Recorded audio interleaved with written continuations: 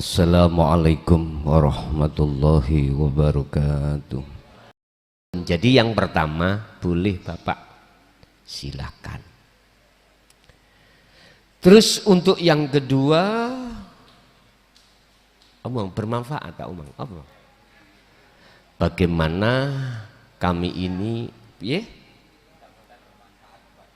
oh ya, bagaimana saya ini, harapan kami ilmu ini akan bisa bermanfaat terhadap keluarga saya atau orang lain. Selama jenengan ini di dalam hati iku faham tentang la ilaha illa anta wa ana, enggak apa-apa, silakan, silakan. Sesuai dengan apa yang Allah katakan dalam surat An-Nahl ayat 36, Pak. Walaqad ba'atsna fi kulli ummatin rasulan ani'budullaha wajtanibut taghut.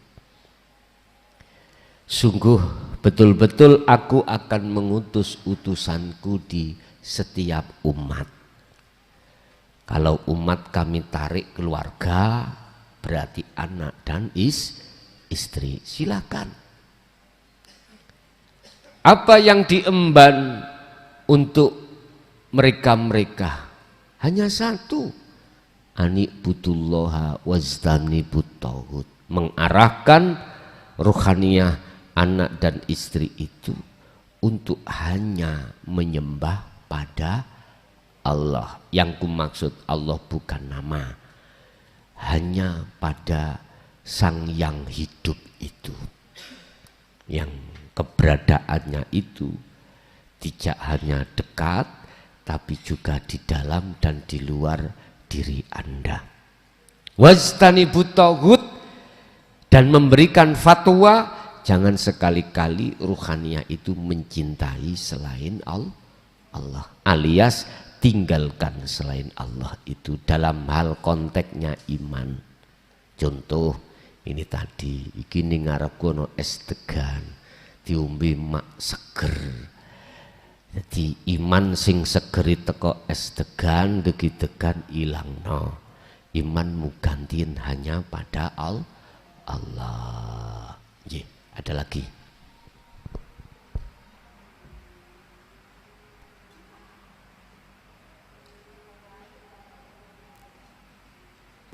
Tes.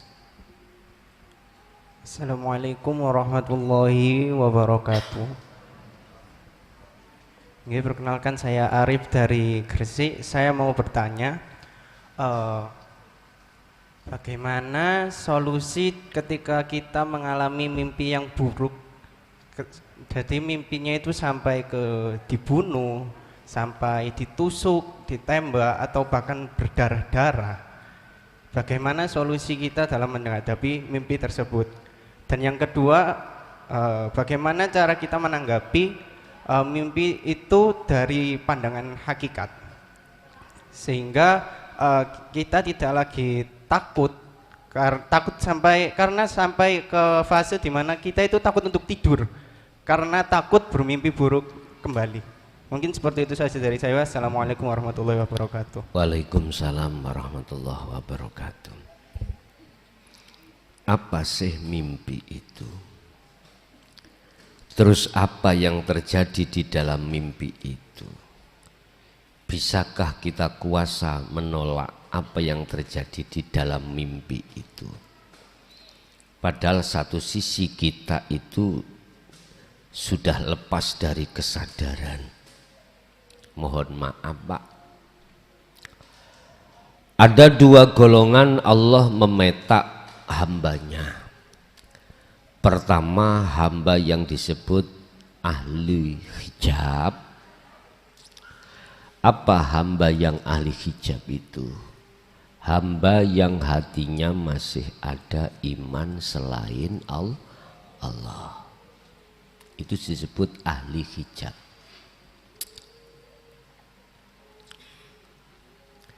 Ahli hijab ini, Pak, hati telah tertutup oleh isyarah-isyarah itu, akhirnya hati ini tidak bisa nyata no wujude Allah. Itu disebut ahli hijab.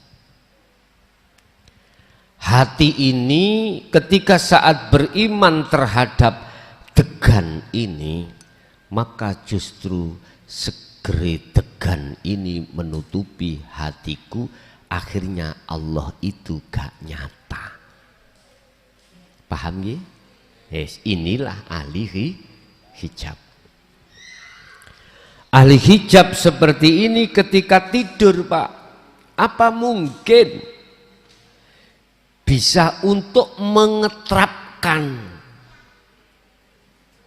hatinya itu sebelum bahkan di saat tidur itu dzikir sirul asr? Ya enggak mungkin lah, enggak membawa kunci, alias tidak bisa. Sehingga tidak bisa si ahli hijab itu mensiasati dari persoalan apapun di dalam mimpinya. Paling tidak gini, ketika mimpi yang menyeramkan, dikejar-kejar orang gila membawa tembak, mesti melayu sampean, lari. Padahal ketahuilah bahwasannya di dalam mimpi itu Anda itu masuk di dalam alam mukasyafah, alam di mana dibukakan kegaiban makhluk. Sehingga kadang-kadang kita mimpi bertemu ayah yang sudah meninggal, ibu sudah meninggal, dan lain sebagainya. Atau bertemu pada orang lain yang belum meninggal, padahal posisi dia itu ada di rumah. Bapak Ibu, kalau pertanyaan masalah bagaimana mensiasati, nggak bisa. Lebih-lebih ahli hijab, dan setiap mimpi itu mempunyai maksud, Pak. Sebab mimpi itu adalah ayat, tanda, yang tanda ini menandai sesuatu, dan ahli hijab tidak akan pernah bisa menjawab. Kadang-kadang mimpi digathok wedhus, berhubung kita itu ahli nomor 35 kira ngene. Tombokilah 35. Lu gathoke pira? Ben sak as kopi misale. Wis jangen-angen. Aku mau digathok ning ndukur kali. Berarti kali iku pira? 35 dijejerno kali, wedhus jejer kali. Wis ngono iku ahli ramal niku wis. Tapi mbasa takdir teko. Lu alah enggak. Bukan itu maksudnya. Awakmu yo digathok nafsumu dhewe. Ngoten lho maksudnya. Bon. Ahli syuhud, Allah meletakkan golongan ahli syuhud lah niki. Kalau sudah bicara tentang ahli syuhud, pasti akan mensiasati mimpi tersebut. Dalam arti tidak takut akan apa mimpi yang didapatkan, justru dia sibuk mengartikan maksud mimpi yang dia terima. Beliau sebelum tidur pasti dia itu memfungsikan sirul asrar. Alladzina yadkuruna Allaha qiyaman wa qu'udan wa ala junubihim. Ketika dia berbaring menjelang tidur, pasti dia itu memfungsikan sirul asrar. Is pasti niku. Ketika saat beliau itu masuk dan terlibat fungsi daripada su'aul basyirah, maka dia disebut sebagai orang yang khalwat. Khalwat. Nanti perjalanannya itu di dalam mimpi. Di dalam mimpi itu akhirnya kadang mimpi kadang tidak beliau-beliau itu. Apabila mimpi, mesti di situ dia tahu apa maksudnya. Dan mimpinya dia tidak akan membahayakan dirinya. Tidak. Karena mimpi itu adalah salah satu perjalanan ruhaniyah dia itu suluk nuju wusul pada Allah. Makanya jenengan nek wis pewayah ngono iku wis gak iso bengi dengan duduk, dengan berbaring ae biar langsung jablas tidur. Lah disitulah perjalanan Anda. Jadi Anda bisa mensiasati lewat sini.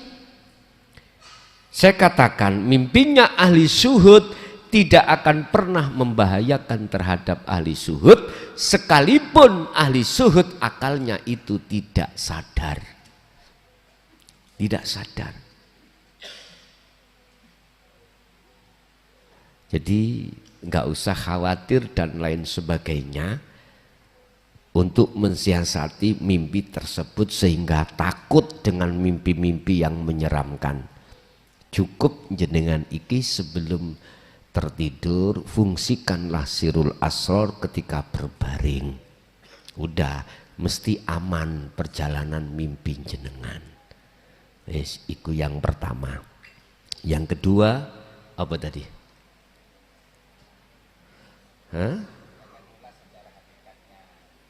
Kongkon ngulas secara hakikatnya. Hakikat mimpi sing berdarah-darah tadi ya. Nah, nggih, ngeten. Iki masuk dalam takbirur ru'yah. Apa takbirur ru'yah? Arti dalam sebuah mimpi. Apa yang jenengan ceritakan itu ditusuk orang sampai berdarah-darah. Itu kalau ditarik dari sisi hakikat, sesuatu yang tidak disukai oleh sifat basariyah, gak disukai oleh manusia pada umumnya. Lah gitu toh, karena itu mendekati kematian. Yang namanya mujahadatun nafsi, merangi hawa nafsu, itu wajib. Dan itu lebih wajib dan lebih berat daripada jihad di Palestina. Iya. Jihad di Palestina itu jihad kecil, kata Rasulullah. Jihad yang besar adalah melawan hawa nafsu. Jikalau kau itu mau berdarah-darah, berarti ruhaniyahmu itu masih ditarik, masih kalah dengan sifat basariyah, di dalamnya nafsu nafsiyah dan amaroh. Lah pripun carane saya bisa menghindar dari kekalahan ini? Gini Pak, konsepnya itu seperti ini. Allah, ruh,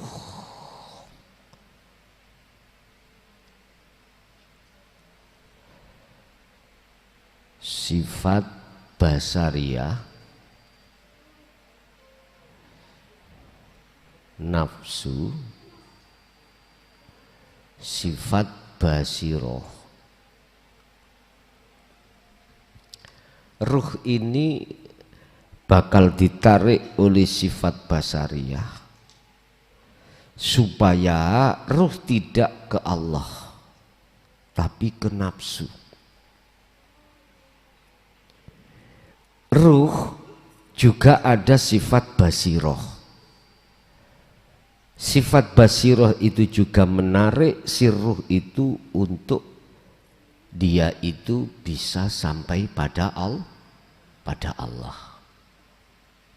Oh, biru ini. Sini. Di dalam sifat basyariyah ini, di situ ada yang bercokol nafsu nafsiyah dan amaroh. Inna nafsa la amaratum bisu. Sesungguhnya nafsu itu selalu mengajak kejelekan. Apa? Melalaikan ruhaniyah ini terhadap Allah. Beda dengan basiroh. Illa rohima robbi. Inilah nafsu yang dirahmati. Lawamah dan mutmainnah. Mengajak ruhaniyahmu itu untuk ke Allah. Pertanyaannya, lebih condong kemanakah ruh ini? Apakah ke Allah? Apakah ke nafsu? Jawabannya mudah. Jikalau kau menolak ajaran dinul haq, mesti ke nafsu, duduk ruhaniyahmu itu disebut takholli. Mesti muncul keakuannya hamba dalam segi apapun. Kalau muncul keakuannya makhluk dalam segala-galanya, maka bertolak belakanglah dengan wahyu Allah, ani'budullaha wajtanibut tauhid, dan atau la haula wala quwata illa billah. Ini kalau menolak, berarti golongan dia sami'na wa asoina. Ketika dia mendengarkan ajaran itu, hatinya menolak. 1, 2. Tatkala ruhaniyah ini dikatakan mengikuti apa petunjuk yang ada di sifat basiroh untuk kembali kepada Allah, itu dikarenakan golongan ruhaniyah ini sami'na wa atokna, mendengarkan apa yang dia terima, yastami'unal qaula, tentang dinul haq, jenengan iki merespon. Bentuk responnya iku menerima dan mengamalkan. Dengan begitulah maka ruhaniyah nanti bisa duduk di tajalli. Ini. Jadi manusia itu ada 2 kelompok seperti itu, Pak. Nah, posisi jenengan wau saya katakan masih kalah dengan nafsiyah dan amaroh. Sekarang jenengan bisa untuk mensiasati bagaimana suatu saat saya tidak seperti itu, maka peganglah ilmu amal dan istiqomah. Paling tidak sampean sebelum tidur fungsikan, lakukan dzikir sirul asrar. Dengan begitulah nanti sifat basiroh itu akan membimbingmu untuk menuju dan bertemu Allah sekalipun di dalam mimpi. Bisa. Nggih. Ada lagi?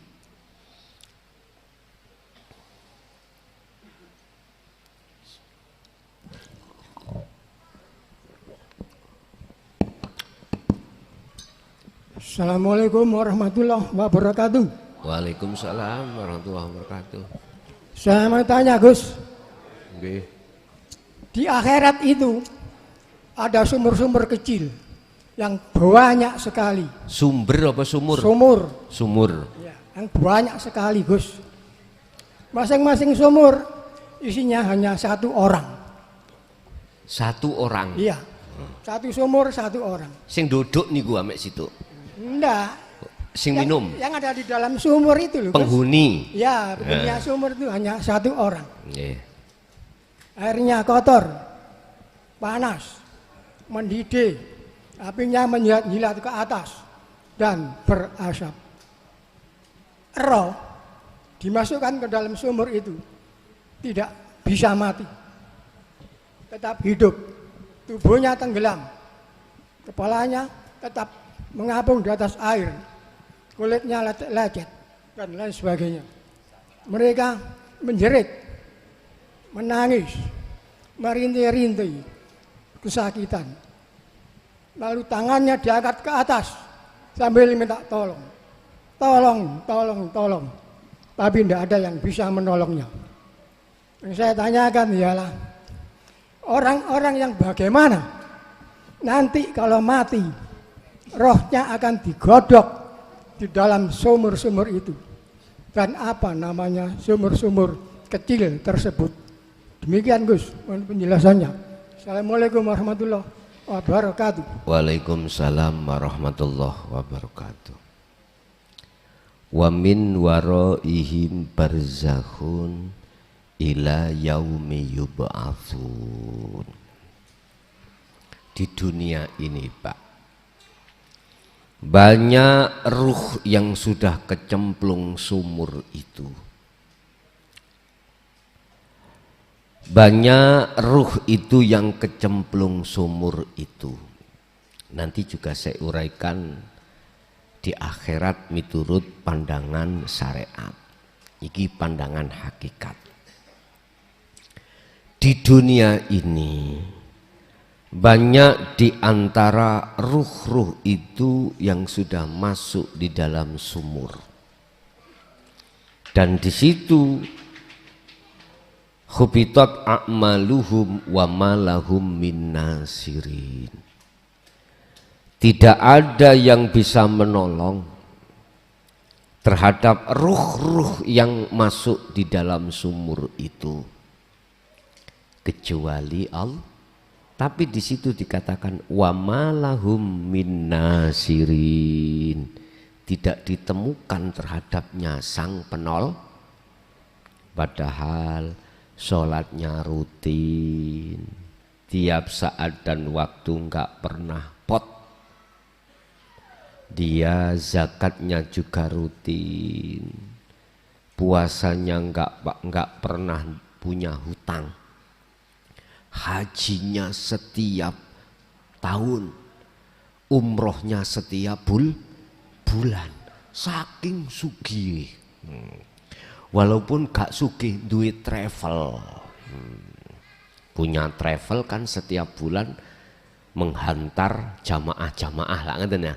Nanti ben bulan dia itu umroh, ben tahun dia haji.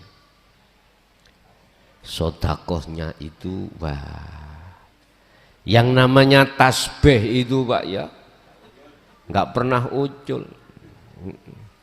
kurang marem didawakno tasbih itu man. Asale sak meter dadi 5 kilo.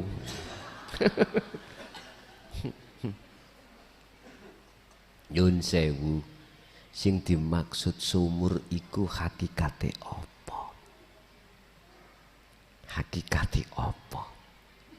Wa min waraihim barzakhun, itulah yang disebut dinding yang tebal. Ibarat tertutup di dalam sumur itu. Kalau bahasa hakikat disembunyikan di dalam syariat namanya hubbus syahawah. Wa zuyyina linnasi hubbus syahawah. Ini namanya sumur. Sumur hubbus syahawah. Sumure niku wangel niki metu teko kene. Hubbus syahawat.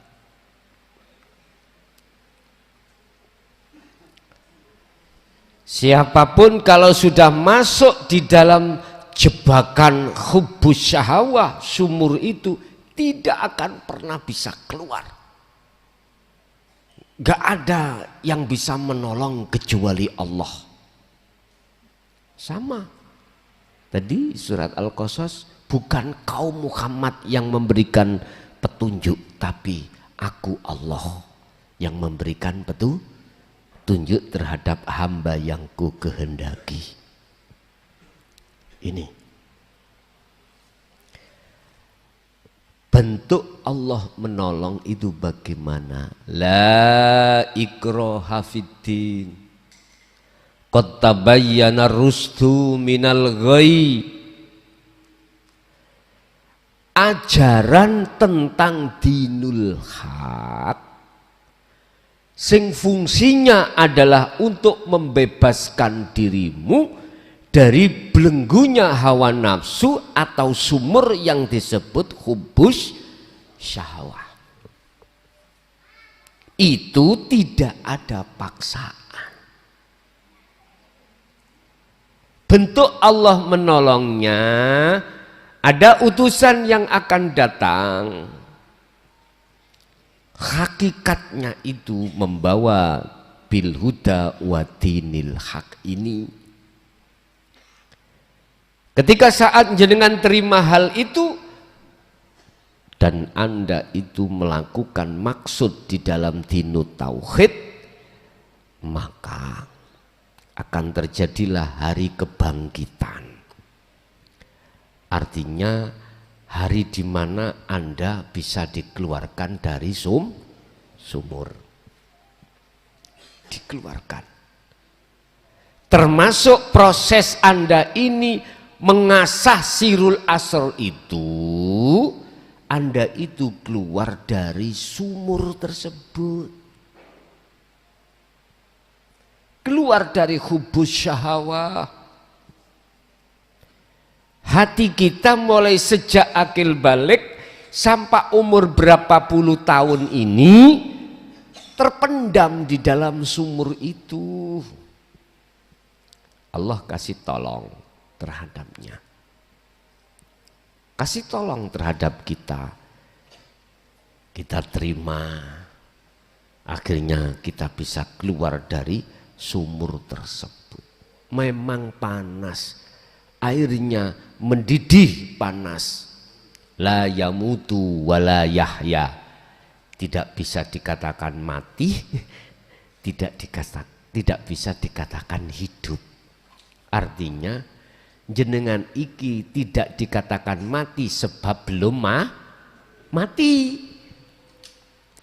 secara jasmani. La yamutu wala yahya. Dia juga tidak dikatakan hidup, artinya hatimu mati. Mati hatimu.